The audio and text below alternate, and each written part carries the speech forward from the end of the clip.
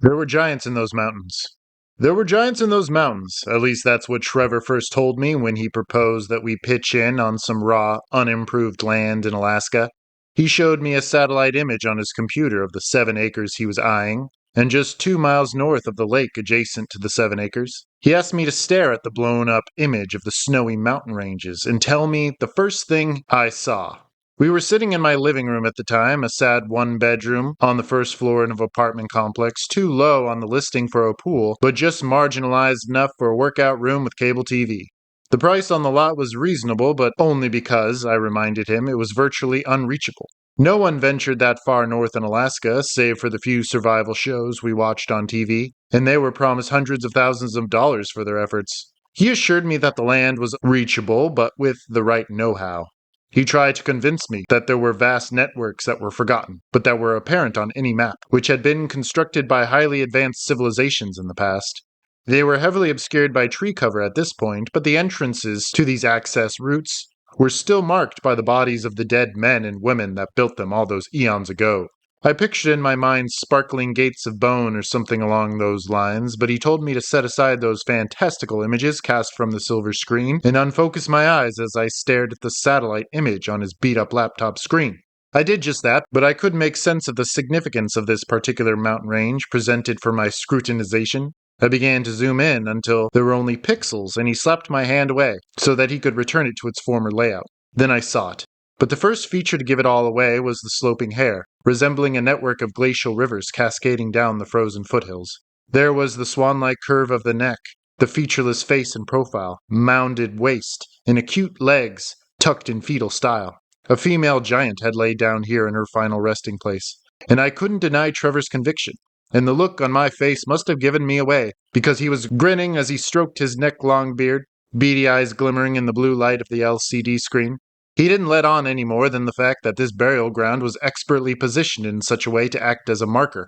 Her grave wasn't far from a notoriously treacherous river inlet that dumped out into a 4-corner arrangement of lakes, one of which linked directly with the lake catty-corner with our land. Most locals would dissuade the less experienced tourist or outdoorsman from braving this curving river highway, but Trevor was adamant that there were several more of these above-ground giant graveyards, each marking an entrance into this byway. Trevor had done his research to show that no hunting groups, fishing boats, or shipping containers utilized this river, overlooked on most maps and unnamed unintentionally, simply because of the mythos that weighed heavy on its apparent history, passed down from generations of the Eskimos, from word of mouth. He told me about the green doors that were once protected by these giants. They were like shortcuts or portals that could be used to bypass long stretches of brutal land, too unsafe for traveling. He would find the door at the mouth of this fantastical river and find safe passage to our land from there. He wanted me to come too, of course, but these campfire stories weren't enough conviction for me to endanger my life in such a way. He seemed to understand in some way, perhaps because he knew that he couldn't properly organize his thought process for me to follow. I remember that he also mentioned something about the enigma of the number 19. The coordinates to our land were marked by this mysterious number, or combinations of the string of numbers added up to 19, always 19. A lot of these green doors were thought to exist on the 19th parallel, and legends of these doors claim that the riddle of 19 would need to be solved before accessing one of these green doors. Something to do with the thought experiment of circling the square, thought to be impossible. Apparently these portals could also access the afterlife. So anyone who understood the enigma of 19 either went mad through their research or disappeared from the world. Well, Trevor has disappeared, but only because he did what he claimed he would. He loaded his truck with all the survival gear he could fit, including a wood-burning stove, and drove up the Alaska Highway to become an Alaska citizen, or better yet, a citizen of the natural world. He stopped sending text messages with pictures of the animals spotted along the side of the Alaska Highway, and he no longer answered emails. The last I heard from him, he was bumming it in a campsite, helping the camp host build cabins for the summer season. He remained in high spirits, excited to have found a lake that would provide him access to the above-mentioned river system. And then, when winter rolled around, I heard nothing from him, and I assumed that he was either hunkered down for the season or had found access to the unnamed river in the Green Door. I couldn't understand why that would be the case, as the river would surely be frozen, and I would assume he'd wait for spring, as he planned, when the conditions would be more manageable. Perhaps he'd rented a snowmobile and loaded a sled with supplies as I had recommended, as that would be the easiest way to travel the rivers, according to any expert I queried. Still, He didn't think this was the way to go, as the snow may be covering the green door. Then why wasn't he answering my multiple attempted calls and emails? Even if he was living at the campsite in one of those half-finished cabins, he'd at least have cell phone data to send a reassuring message of his safety, wouldn't he? I knew that he'd complained of the sparse cell phone service that far north, but he'd always found a way before, in his few short months in Alaska, to message me back. I began to fear the worst. But when spring rolled around and I still hadn't heard a word, I had the idea to check the GPS map he'd first showed me on the internet. As he told me, it was updated every few weeks, so I would be able to see our land just as the snow was beginning to melt. Maybe I'd see his heavy-duty tent pitched by the lake and see the beginnings of a cabin he had intended to start building right away. I typed in the coordinates into the GPS with all those 19s and watched the satellite images of our land.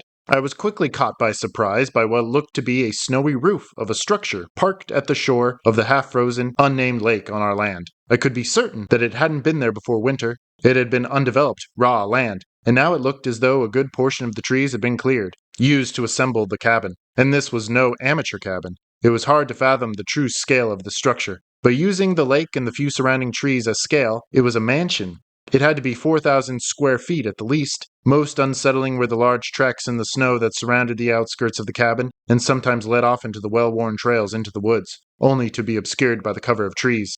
And not far from the cabin's back door, standing on the edge of the lake, looking out across the water, was a giant figure, as tall as the house, and it was darker than pitch, featureless, but humanoid. The satellite image was only a snapshot in time, so I couldn't be sure if it was a strange shadow cast by a tree or the cabin itself.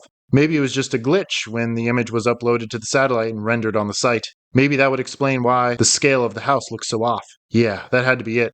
Trevor was able to access the unknown river and find our land, green door or not, and he had successfully built a moderately sized cabin during the months, as he'd always dreamed of doing. And he was living his best life, off the grid and far from cell phone reception, which explained his radio silence. But I must have spent hours analyzing the dark figure, refreshing the page over and over again, and hoping for an updated image. But of course I found nothing. The more I obsessed, the less likely it seemed that I'd be able to wait a few more weeks for a satellite image to be uploaded. Maybe I'd see Trevor's blue canoe in the lake and his wood-burning stove spitting smoke. Or maybe that figure would be exactly where I left it. Or maybe near the front door this time, looking up at the camera in the sky and waving back at his unknown spy. Thoughts like this haunted my nights, and each time I looked at the digital clock on my nightstand, I always saw the number 19. I made the decision, just the other night, that the only way to prevent myself from unraveling into madness, like the rest of the poor souls who ventured down the rabbit hole of the 19 and the giant's green doors, would be to fly out to Alaska as soon as possible, before the lake was fully melted, and a snowplane could deposit me safely there. I had also done the research to prove that the lake was too shallow and small for a water plane to land and take off, but one outfitted to land on ice could get me there for $1,000 one way. I scheduled the flight with a local, seemingly competent pilot who was somewhat familiar with the area, but who seemed just green enough to believe that he'd have no trouble getting me there. I knew better than him that the window of time to get me there safely was slowly closing, but I didn't let on too much in fear of scaring away my greatest resource. I went to the outdoorsman's store and bought below-zero clothing and a sleeping bag, a hatchet, revolver, and a bucket of freeze-dried food to last me for 2 months. I at least knew there was a shelter waiting for me there, and I hoped that Trevor had enough meat and fish from his recent hunts to make up for the necessary nutrition I had overlooked. I had only planned to go for 1 month, and I scheduled my pickup date with the pilot. I also put in my PTO at my marketing job and hoped that my expedition wouldn't stretch the boundaries of that month-long PTO, as I would surely lose my job if so. I also bought an expensive satellite phone that I would gift to Trevor to use on the land so he could keep in contact with me, that is, if he was really there. That's why I had the revolver, I supposed, just in case I was entering the campsite that was not Trevor's and occupied by some squatter. I didn't think this was likely, seeing how difficult it was for someone to access the land. Anyone under normal conditions would have to travel by snowmobile on the frozen rivers or fly in, which was no easy or inexpensive ordeal. It had to be Trevor. It had to. Just in case, I logged the pilot's information into my satellite phone and informed him that I would call him if there was an emergency, and he agreed that he would act as my rescue for an extra $1,000, on top of the $2,000 I was already spending for my round-trip ticket. So on a clear April morning, I stepped off one flight, jet-lagged from my trip from the East Coast to the North, and drove my rental car packed with all my supplies to the private airport. There I met the pilot, a young man with a beard almost as long as Trevor's, but less gray and unkempt. We shook hands as he cupped a burning cigarette in his other palm, ready to prop back on his lower lip when he was done talking, and it was only a matter of minutes, beyond the extension of our pleasantries, that we both had run out of things to say to each other. The small confines of the plane and loud thrash of its engine were not conducive to chatter anyway. All he knew was that I was to meet a friend who had already prepared a homestead on the land, but he should hang on for a few minutes before taking off while I checked the cabin, just to make sure he was there and the place wasn't overrun with wildlife and squatters. The flight was sketchy to say the least, and my stomach beat inside my throat with my heart. My knees remained pushed up against my chest as I hugged my knees. I was told that the best chance of survival in a plane crash was to put your head in your lap and hug your knees. That was all I could think to do as I watched the many rivers and lakes zoom out into mere children's rain puddles in the patchwork of green and blue and white slated mountains below us. I'd never seen anything more beautiful and death-defying in my life, and I prayed to God for what seemed like the first time in a lifetime. My pilot seemed experienced enough to level his wings, but he chose to make drastic turns and drops in altitude that were questionable in the moment, but I could see how he was testing pockets of turbulence and dropping out if it seemed too hairy. Thankfully, the flight only lasted a short but notable 40 minutes, and we were soon circling Trevor's Lake, still white with snow and ice, although there were threads of blue showing on the shore. The cabin was much more noticeable now, and I could see that the pilot had spotted it right away, lining up his nose with it. It was huge, there was no doubt, and the pilot even exchanged a look with me, one complete with raised eyebrows. It was the size of a hunting lodge you'd see on any of the large, more accessible lakes down south. It was still rustic, which was easy to tell, and constructed from fallen trees in the surrounding area, but not pieced out into strips of lumber as Trevor surely would have done with his chainsaw, but constructed out of whole logs. Like giant Lincoln logs, pine trees had been stacked up 3 stories tall to make up the exterior of this mansion, and the dark figure was there on the shore. I saw it before the pilot, which was as tall as the first 2 floors of the cabin. Now, with the afternoon sunlight as reference, I could see that it was an unmoving effigy of some kind, constructed from woven branches and draped in dead greenery. Here stood a scarecrow, at least 30 feet tall, and it glared out at us with a single red-colored cyclops eye set like a sparkling jewel inside a carved wooden pyramid as big as the plane. The pilot landed safely and hurried to help me with my bags. As he went rummaging in the back, I hopped out into the brisk air and stepped onto the hard-packed sand of the lakeshore. I couldn't see any sign of Trevor's boat or footprints in the recent fallen snow. If the giant tracks had been there, as they were depicted on the GPS, they had long been covered, and nothing had been around recently, as far as I could tell. But there were no signs of life, which was most unsettling. I couldn't see any wood piles around a tree stump for a chopping block, as Trevor would have prioritized. I couldn't see any tools, no axe or chainsaws, which didn't seem like Trevor at all, and I would have been smelling smoke on the air from his fire. Trevor would have always had a fire burning if he was on site, so I could be certain that he'd left, perhaps on a hunting trip with his rifles. The pilot piled my long duffel bag and 0-degree sleeping bag at my feet and glanced up at the scarecrow for the first time with me. The red eye was indeed some kind of glass object, as it caught the light in an alien way that seemed to light up the grounds. Here was a green foliage-adorned giant, with long arms and legs in the form of tree trunks, and that horrifying pyramid head, serving as a lighthouse for distant travelers, or a warning. The pilot shook my hand, more hurried than before, and this time he forgot his cigarette in the snow as he rushed to climb into his cockpit. I yelled at him to stop and wait for me to check the house, but he was already in the front seat with the front propeller whirling. I watched with my hand shaded from the glaring sunlight as he slid across the soft ice and lifted off into the air. I wondered if he'd recognize the giant from legend. I wondered why Trevor would waste so much precious calories necessary for his survival to construct a monstrosity like that. Had he built it at all? I couldn't see how a man could do so, not without frames and pulleys to lift such large trees. Then I had to remember that the cabin constructed in front of me made even less sense. A one-man construction project. I counted 19 trees stacked up for each wall of the house. It towered before me like a wall, and I ventured past the scarecrow into the massive doubled back doors of timber, expertly cut and sanded down and fitted with heavy nails. The doors creaked open on their steel hinges, and I was surprised to see that the house was one empty shell with a vaulted ceiling of wooden rafters. There were not multiple floors, as the outside seemed to hint at. There were no windows on the back side of the house, where the scarecrow was situated, but there was one large glass window at the front of the house, which provided the interior with an abundance of light. It looked out at the mouth of the forest and its strangely linear trees, all growing in a line like a plantation. There was no furniture, only a giant-sized fireplace in the corner with a stack of unburned firewood. And even though it felt musty, the interior smelled of pine. I would have thought that Trevor would have outfitted his cabin with his wood-burning stove, as it was his pride and joy when he was living in the campground. I could almost be certain that he had never entered this cabin, and I could also be certain that no one had even spent the night in here. It was clean, with no soot in the fireplace or mud or snow tracked onto the hardwood floor, except from what I'd carried on the soles of my own boots. I closed the doors and saw that there was a heavy bolt that I could slide down in place in front of the doors like the interior of a castle. I set my things by the fireplace and marveled at how empty the place felt, as large as a football field, and with nothing to fill it with. All I had was that giant window, which I saw was cut out in the shape of a rose window with curved edges. This was not the work of Trevor. He would not have even bothered with a window. And where had he gotten glass like this? I could also be certain somehow that the window was 19 feet tall. I stared out the window for what felt like hours, watching as the shadows from the trees traced along the clearing to touch the thresholds of my wilderness cabin, which I now suspected had been built just for me. To be continued. There's a giant out my window. I write this week into my trip here in the harsh wilderness of Alaska, and if you're reading this in what may be equivalent to a message in a bottle, then I have survived my ordeal where my body was discovered here in this mysterious cabin with no apparent architect. Thus, they have found my last will and testament, probably set out on my makeshift table that I have constructed to pass the time, made from discarded wood in the forest and a couple flat pieces of stone on the beach shore. I came out here, of course, to find my friend whom I had purchased these 7 acres with last year, when we were both hungry for the off-grid life and an escape from the creature comforts in the beast system.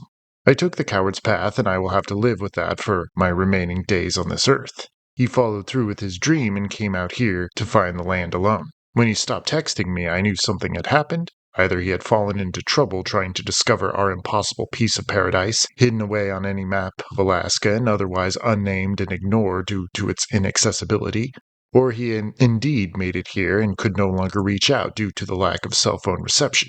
I checked the satellite image rendered periodically on the state's websites and saw that a cabin had indeed been constructed on our land, but 10 times bigger than my friend Trevor could have ever managed on his own. I had to trust that Trevor was there, though. Maybe he had recruited a team of handyman to help him build the mansion in the remote Alaskan countryside. So I hired a pilot to fly me out there with all my survival gear and a satellite phone, only to find that Trevor was not here, and possibly had never made it here in the first place. However, I could not understand who or what could have possibly constructed the mammoth structure of 19 trees stacked up on all 4 walls, as long as a football field and naturally lit with a pristine rose window facing away from the lakeshore into the woods. And there was the alien scarecrow effigy built to guard the lakeshore, as tall as the structure and adorned with dead vegetation and standing tree trunks for the legs and arms. Most peculiar of all was the carved pyramid-shaped head on the thing's shoulders, adorned with a single red jewel for an eye. The thing had been large enough to be picked up in the satellite image, of course, but it wasn't until I landed here with my feet in the sand that I was able to measure myself before its terrible size and question its purpose with a sober mind. A week into my stay here, in this comfortable cabin, I cannot begin to fathom what its purpose might be. I roll out my 0-degree sleeping bag on the hardwood floor in front of the window, light a fire in the well-crafted fireplace, and clutch my revolver to my chest as I monitor the trees outside. I wait for the true owner or architect of the cabin to come walking out of those woods. I already have an escape route in mind. I discovered a hatch door in the back that accesses an earthen tunnel to the outside. From there I would be facing the lake and would at least have a running start.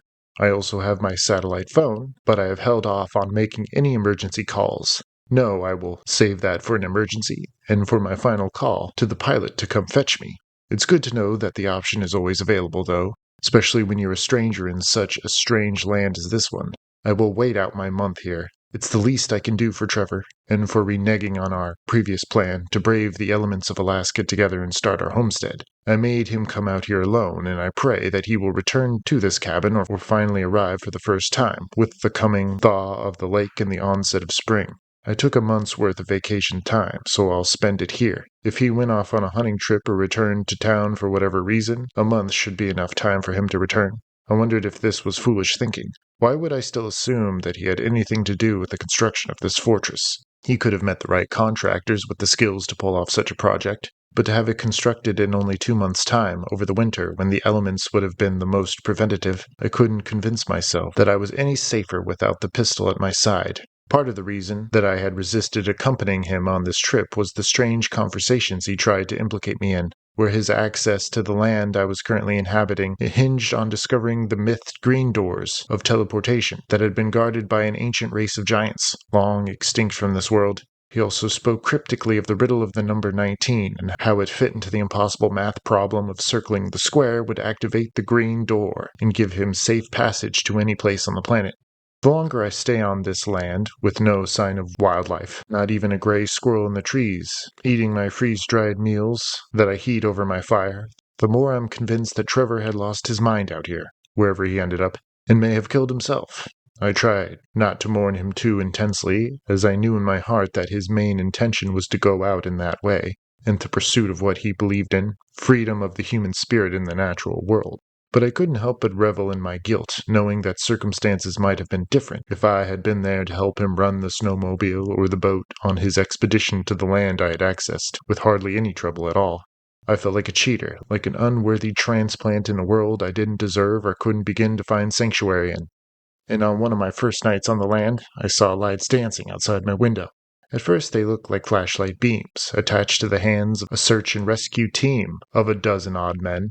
The beams were trained on the forest floor, scouring the brush and fallen rotten logs, as if looking for a body. I wondered if they were searching for me out there, those flashlight people, which never raised their beams high enough to catch the features or the uniform insignias of one of their teammates. The beams forever scoured the earth, dancing in circles, slicing over the same crop of dirt, with no reason. I wanted to open the double doors and call out to them, begging for them to rescue me from my isolation, but I had to remind myself that I had put myself here on my own accord. Why should they wear out their manpower and state tax money on me, when I had the food, filtered water, and fire to last me long into the summer weeks? Maybe they were hunters searching for a deer they had shot, but why was there no rhyme or reason to their search? Why did they stay in the same area, circling each other for hours? They did not direct any attention to my cabin and its smoking chimney. They did not venture past the trees into my clearing. There was a time when they duplicated in number, multiplying into 24 lights, skating close to the ground, before they all snuffed out in unison. The next day I did not venture far from my grounds. I never did, just in case Trevor returned. I didn't want him to return and take off again on another mission. So I bathed in the lake and tried my hand at spearing fish that so easily skirted away from my shadow and regrouped in depths deeper than my steps. And when this sport grew tiring, I chopped wood, but on the forest side of the house. It was troubling enough to swim in the lake while that massive scarecrow loomed over the grounds. But each day there was less and less ice on the lake's surface, until there was a simple snowcap in the center. The water was surprisingly warm in spots, and I sought out these pockets just like the fish. And each day my wood pile grew, and when I got sick of the meals I boiled in my pan, I ventured a little farther into the trees looking for a squirrel or a rabbit. It's funny how much hunger changes a man, who only a few weeks ago would have cringed at the sight of another animal's guts. Now I wanted to sink my hands into another creature's entrails as I pulled them out of their cavity. I wanted to pick my teeth with an animal's bones. I craved that sensation of fresh, molten juices dripping down my chin, but I never caught sight of another creature, and I wondered if it had something to do with the scarecrow at the lakeshore, or the odd flashlight beams that whirred sporadically outside my window. They didn't reveal themselves to me every night, but on the nights they did, they changed their course slightly, one time raising above the ground and casting their light on the tree trunks. The lights seemed to conjure more shadows in the forest, until everything was dark again. Sometimes I felt like they were becoming just bright enough for me to make out some recognizable characteristics of who might be holding the lights, but they always escaped close discernment on my part. After that most recent encounter in the night, where the lights had reached up from the ground to touch the trees, I went out into the crop to see that something had been constructed there in the night. It had been the work of the same architect of the cabin and the scarecrow. I could be sure of that much. I couldn't see where the trees had come from, but a few had been cut down and raised high into the air, above my head, to come together in a strange lattice-work pattern, crossing through the trees. These spokes in a greater wheel were attached to the standing trees by heavy-duty rope that did not look to be store-bought but handmade. They looked like they belonged on a 7th-century fishing vessel, as opposed to this slice of Alaska nowhere. I could not be certain what this was, only that it was part of some geometry that was difficult to see from the ground. When I traced one of the spokes back to the center of this apparent spiderweb of logs, I looked up at what I could only describe as the wheel of a dream catcher. It looked like a wooden net. Had the lights created this before my very eyes last night? It hadn't been there yesterday, and without any sounds of sawing or trees falling, here was this new construction for me to puzzle over. I did not leave the cabin for the rest of the day, but kept my nose pressed to the rose window, and the pistol was never far from my reaching hands. The lights did not return that night, and I pored over some of the materials on my phone that Trevor had sent me through email while he was working at the camp near Anchorage, building cabins for the host, only a few months ago. I had thought the material to be too schizophrenic at the time for me to take seriously, but now, after standing below that alien-made dream catcher in the trees, I was willing to dig into Trevor's reality. He had warned me that others had refused to follow this thread of research into the enigma of 19 and the concept of circling the square, as many had gone mad in their pursuits. It had been deemed an impossible task to construct a circle and square with the same area, and with only a square and compass. But Trevor claimed in his emails that he had seen reliefs etched into rock slabs in select places in the Alaskan wilderness, marking what he claimed to be dormant green doors. He figured that the ancients, and most probably the giants, had learned how to circle the square without a compass, with only their eye and a steady hand. He showed images of these rock slabs, where circles and squares had been nestled inside a hexagram. This was the key, Trevor highlighted in his notes. Trying to find a circle and a square with the same area introduced too much error because pi was a transcendent number that went on into infinity. It was when the area of one side of a hexagram was substituted for the side of a square that it was possible to circle the square. Trevor underlined that it was all laid out in the name. The hex and the hexagram acted like a magic spell that harnessed a fourth-dimensional magic that caused a reaction with the next realm, parallel to ours. That is when a doorway could be formed between worlds. He showed me equations where pi was being multiplied by 6, the 6 sides of a hexagram, which came close to the elusive 19, totaling 18.89. Was this the secret of the 19? He showed me diagrams where 19 dots could be constructed on one of these stone slabs, with a single dot in the middle, to construct one of the hexagrams. It would seem this shape was the secret to it all, as most platonic solids could be nestled inside it. This led to Trevor's final research on the flower of life, which was constructed out of 19 overlapping circles, creating a shape similar to what I was seeing in his pictures of these green doors. All the platonic solids could fit inside this shape. I wondered if I could find my own stone doorway in these woods to carve my own sacred geometry. Before I could dismiss this mad thought, a loud knock came on the double doors, and I almost threw aside my phone in surprise, watching the doors as they continued to shudder in their frame. I cowered there on the floor, watching through the window to see if the lights would return to at least shine some of their radiance my way and act as a porch light, but I could not see who might be out there, and the knocks never came again. However, I saw something big move outside my window, tall enough to block out the sliver of moon in the sky behind it. I could see the faint glint of red out there in all that darkness, capturing just a drop of the moonlight to reflect through the window. I could make out the head and shoulders of something very big, squaring up with the window and filling its frame completely. Massive hands rose up to cup the glass as the head leaned in to glance in at me. I thought it was wearing a triangular hat, but I could be confident that this thing either had the same sized head as the scarecrow on the other side of the cabin, or it had taken off the effigy's head to wear like its own helmet. Its red eye gleamed, and under its roving spotlight, and since I was under its roving spotlight, I could be sure that it could see me squirming in there.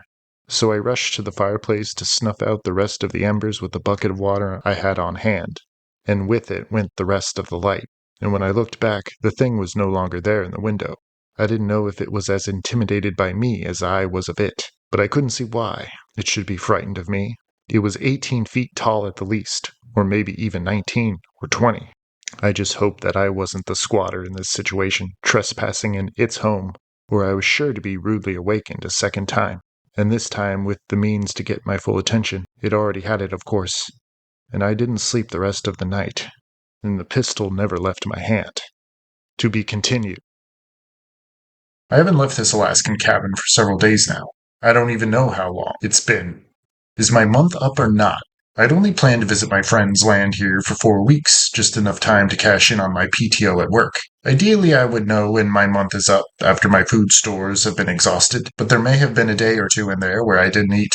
I ran out of firewood, so I rely on this 0-degree sleeping bag to keep me warm at night. Could easily go outside to chop wood, as I had been doing my first week on this remote 7 acres, as it was my only source of exercise. But I cannot venture outside these double doors any longer. They rock in their hinges every night when the creature returns to knock on them. It hasn't missed a night since that first midnight visit. I don't see its pyramid-shaped head in the rose window anymore. Maybe because it knows I'm watching the glass religiously, even though I'm terrified to see what might be looking back at me. It has a single glowing red eye, and I know it sees everything in the large room that is my cabin, like a laser scanner of my surroundings. It only knocks once or twice before leaving me, perhaps hoping that I will eventually forget what I saw that first night through the window and let it in. I don't know why it bothers to knock, as it is 19 feet tall at the least and could surely knock down those doors like dominoes if it wanted to. Just in case it is still out there in the daylight, awaiting for me to venture outside, I don't dare go out there. I think it knocks because it knows why I'm here, to reunite with my friend I purchased this land with. Our intention was to get a taste of the off-grid life, but I chickened out and he came out here alone to work on various campgrounds, with odd jobs until he was fully prepared to travel out here to our land.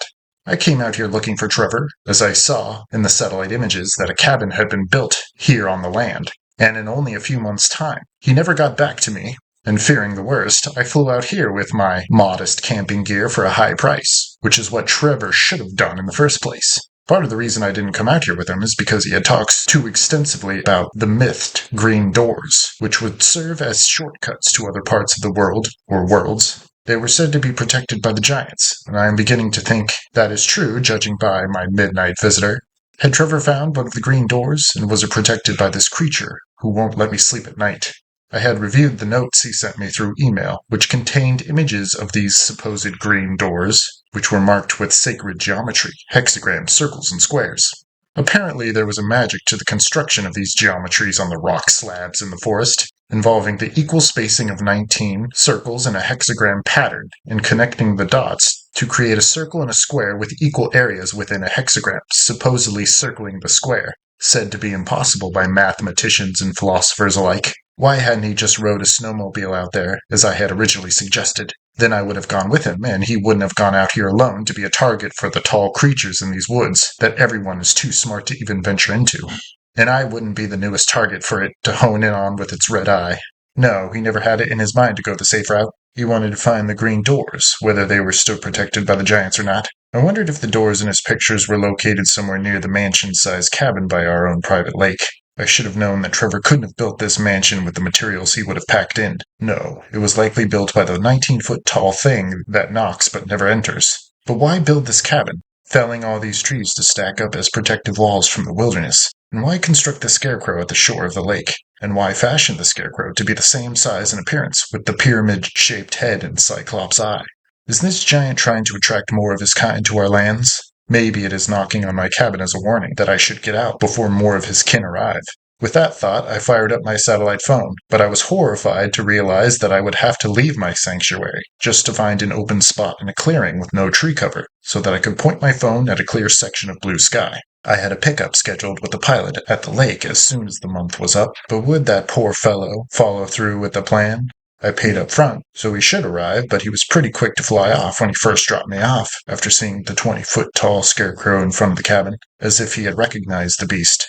I counted my freeze-dried packages of food and saw that I had enough for a few days at the most, but I at least wanted to follow up with the guy to make sure he was coming. I could run out to the lake, set the satellite phone down on the ground, and wait for it to connect, while safe inside the cabin. And then I could duck outside to grab the phone and send my SOS message to the pilot. Now at 10 in the morning, I scoped out the backyard and its crop of trees through my single window, but there was nothing alive to see out there, not even a bird in the sky. I could still see the latticework spiderweb, constructed of segmented logs connecting several of the standing trees. So much like a gate those trees resembled, separating my cabin from the deeper heart of the forest. Equipped with my .40 revolver, I unlatched the door with its sliding wooden bar and raced outside, leaving the door open a crack so that I could circle around to the beach and set up the satellite phone on the chopping block. I fired it up and then didn't waste a moment in securing myself in the cabin again. Unfortunately, the window did not face the lake, so I could not see the satellite phone from my vantage point. So I looked out at the spiderweb net through the trees out my window. I was glad that I hadn't seen the orb lights in the trees since one of my first nights in the woods. Then I heard a crackle and spun around to see that my fireplace had been restocked with firewood, and it had just been set alive and catching.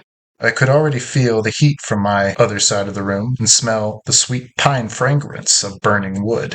In the 3 minutes I was outside setting up the satellite phone, someone had slipped in through the open door with an armful of wood, deployed them into the fireplace, and gotten the fire started without any evidence of lighter fluid or tissue paper. Had the giant done this? How in the world? The doors weren't big enough for a figure like his to easily pass through, let alone with the materials to start a fire.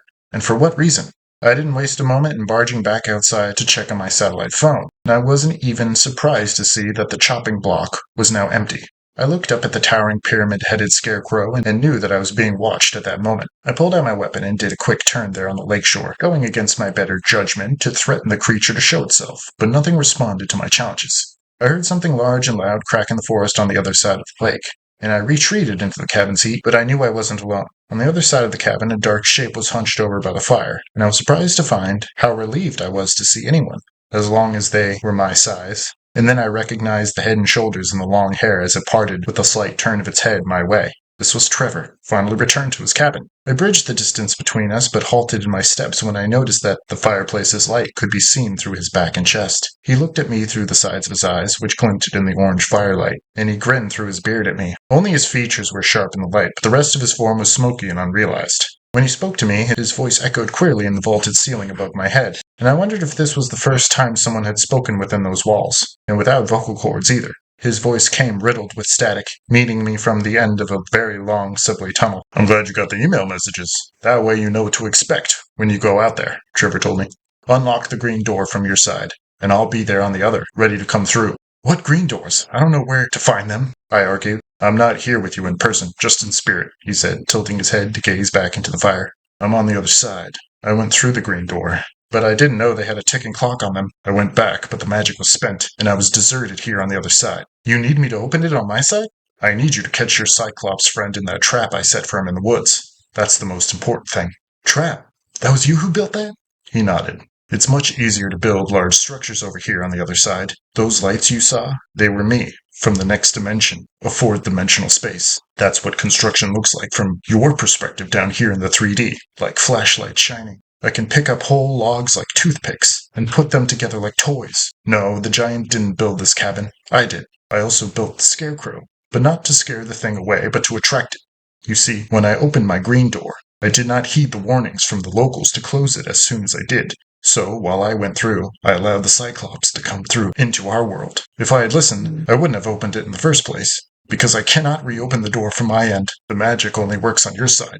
I need you on that end to receive me. We need to send that thing back through if we can." "Because of the scarecrow, the giant is hanging around here, thinking one of his kind is close by?" I asked. "Yes," the Trevor Spectre said. "I made the cabin so that it was as big as a giant, so the Cyclops would believe one of his kind built it. It knocks on your doors every night, thinking it will be reunited with his kin. I've seen hieroglyphics on my side depicting the war of the giants, where most of his ancestors were killed. They seem to be the antagonists. The cannibals, I'm afraid, and they're eaters of humans."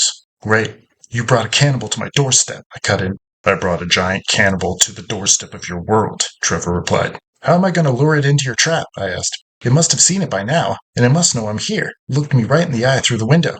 "It doesn't see well in the dark. Lure it into the forest after the sun sets." "Why hasn't it attacked me if it's a people eater? It should have no trouble breaking in here and getting me." "It thinks you might know the whereabouts of the other Cyclops. It knows that you didn't build this cabin, and it doesn't know about me as far as I can tell. No one has opened a green door for millennia, I'm sure, so it believes in its hubris that another Cyclops brother or sister opened it from your end, needing rescue. This one knocking on your cabin door was ready to come through, as if he was hoping to find a lost relative on this side. Maybe there is another one out here in these woods. It must not be too threatened of me, or maybe it is. It stole my satellite phone as soon as I put it out there." "No, I took your phone. I'm using it now to communicate with you. I can see you from my fourth dimension and manipulate objects like the firewood and the phone. Whatever I do up here eventually translates down to your world, like starting the fire in the hearth here." He said this as he held up one of his hands, indicating that the phone was right there against his ear, as if he was using the speakerphone to transmit his voice to me. "It's a nice anchor object that I can speak through. The electromagnetic spectrum that this phone utilizes can also be accessed in my realm." "Where's the giant now? You should be able to see it from where you are," I said. "It's in the lake, and it is watching you. But like I said, it can't see great in the dark. It doesn't know what that wooden construction is in the woods. But once it bumps into it, it should snap like a bear trap. I fashioned it with springs and hinges. Time passes much slower up here, and I've had the time to put everything into practice that I've learned about in the 3D. like metal work and glass blowing. I'd like to return to your dimension if I could, but let's set this right and get this thing back where it belongs. But how am I supposed to do that? I don't know where to find any of the green doors. You know how to open one. I moved one of the boulders close to the lake. You must have seen it. And I shaved down one side so that it's a flat enough surface for a door. I can't finish the door on this side. I will get to work now on carving the circles into the stone, but you have to connect the dots on your 3D level. It all needs to be done within the same stretch of time where the magic will start to die. You'll need to connect the dots and create the hexagram within minutes of me carving the geometry from my side for the connection to be made. Then you can come through to our land? That's the hope, Trevor said with a nod. But for now, let's make sure we kill that thing. And with that, I watched him fade out of view, allowing the phone to drop to the hardwood floor that he purposed. I sat there for some time, with the satellite phone and revolver in my hands, waiting for the sun to set out my window.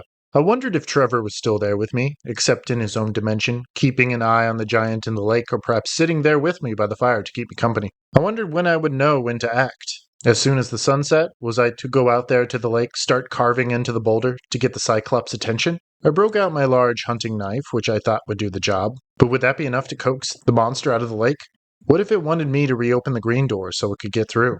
Trevor made it sound like it wanted to be here in the third dimension, perhaps to continue searching for its loved one. But there were too many loose ends and unanswered questions to make me feel confident about this plan at all.